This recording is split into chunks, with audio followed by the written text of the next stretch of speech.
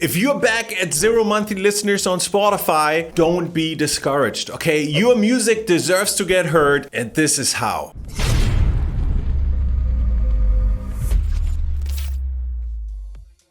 Hey, it's John here at Hyped It. In this video, I want to share a post on Reddit that really got to me because I think it's how a lot of music artists feel. The post is called "At Zero Spotify Listeners Again," and I want to share some encouragement and direction here because I felt like this. I've been at 0 monthly listeners on Spotify and I know what it did to the way I felt about my music. And so I'd love to help to turn this around. Here's the post. "At 0 Spotify listeners again. Hello. I'm not very consistent and my genre is very niche. Weird, minimal electronic music with mixed in jazz samples that sound like it was made in the 2000s, how some people told me. Hardly marketable, playlistable, it's a hustle standalone, but even harder in this genre thing. And maybe listenable for some, it seems like. I have a big material of work in progresses, little tracks, some with bigger potential than others. Mostly it's just, I don't know kind of music. So when it comes to building an audience on Spotify, quality music matters. It's quite obviously one of the most important aspects of breaking through on any music platform. But it's also very subjective. I saw a lot of reactions to this post on Reddit that suggest, dude, if you don't feel like your music deserves it and your music's awesome, then don't even worry about marketing. But I remember that when I was at 0 with my audience, I seriously doubted my music. It's not that my music was much different from the kind of music that I make today. It's just because I hadn't figured out how to attract an audience for this music that I felt like, it must not be worth listening to. And it's interesting, right? It works both ways. Sometimes I put out songs that I felt like, I don't know, it's a middle of the road song. But then these songs took off. And then all of a sudden I felt really strong about these songs and felt like,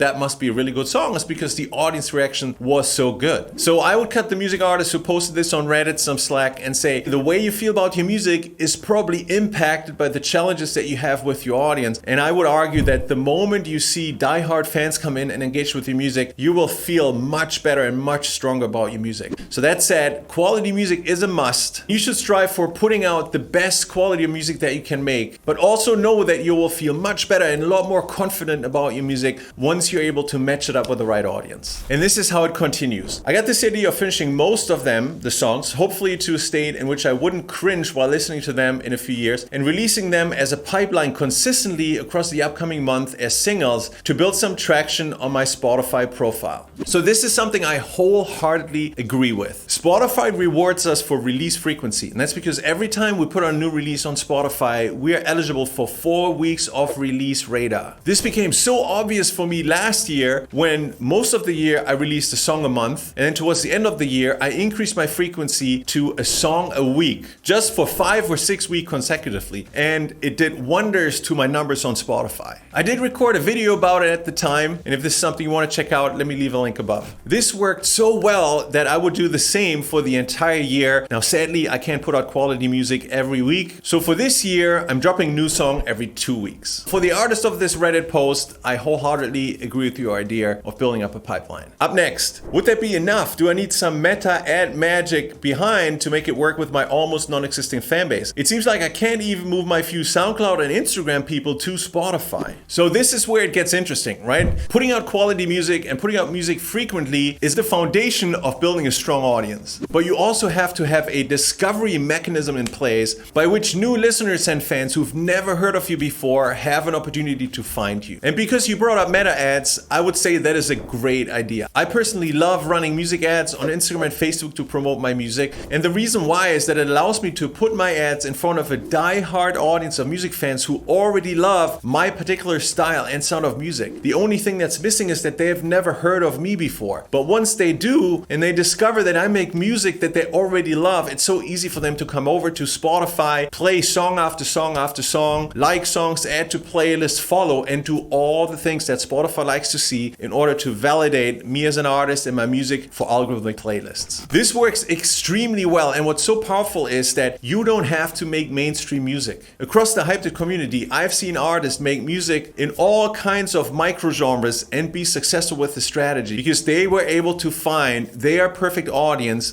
using music ads on Instagram and Facebook. This really works. And actually what I love is that the author of this post said their music sounds like it's been made in the 2000s. And my music sounds like it's been made in the 1990s. So making music that has sort of a retro sound and style to it is definitely not anything that would hold you back. Up next, I tried playlisting. Also got one blog post, but I did absolutely nothing. Attracting other producers with small tutorials on Reels. I can't do TikTok dances to my experimental down tempos. Running student budget ads. Contacting local radio stations, or how is it called? Even submitting to local contests. I live in a small country in Europe. Thought they would appreciate the thing nobody's doing here. No luck. Numbers went up a bit, but I got off the playlist and it went down. People don't go to my profile. I can't tell you how many times I hear that same experience. A music artist gets on a playlist, they see more monthly listeners coming in, they get off the playlist, and everything drops back down to zero. And it's because most times the listeners we get on playlists, they are not there for us. They are there for the playlist. We just happen to pick up streams and listeners because we are on that playlist. But once we're off the playlist, we're forgotten. And it's often because music fans who listen to playlists, they passively listen to the music. Somebody might be listening to a playlist while driving a car or working out at the gym or being at work. And so while they enjoy the music, they don't really pay attention whose music it is, who's the artist, who's the song. And so there's no engagement. And as for the other things described in here as social media or reaching out to radio stations, I wouldn't expect those to directly and immediately impact Spotify. Social media is often a game of luck. You got to do it for a really long time, and then you have a chance to get somewhere where an audience comes over from social media to Spotify. And with radio stations, you're back in the passive listener situation. In fact, I would argue that getting on radio stations is very similar to getting on playlists. The one thing I disagree with here are meta ads. Even if you're on a student budget, meta ads work. The only thing that I can imagine here that student budget means is that I dipped my toes in meta ads and I ran them for a couple days and I didn't see a big influx of new fans and streams and listeners on Spotify, and that's why I got discouraged and I turned them off again. And that's a crucial key to success when it comes to meta ads. You gotta let them run. And so the way to make this work on a student budget is to basically launch an ad campaign at the lowest possible budget that you can afford over a longer period of time, and then give Meta and give the data and the AI the time to optimize these campaigns for you.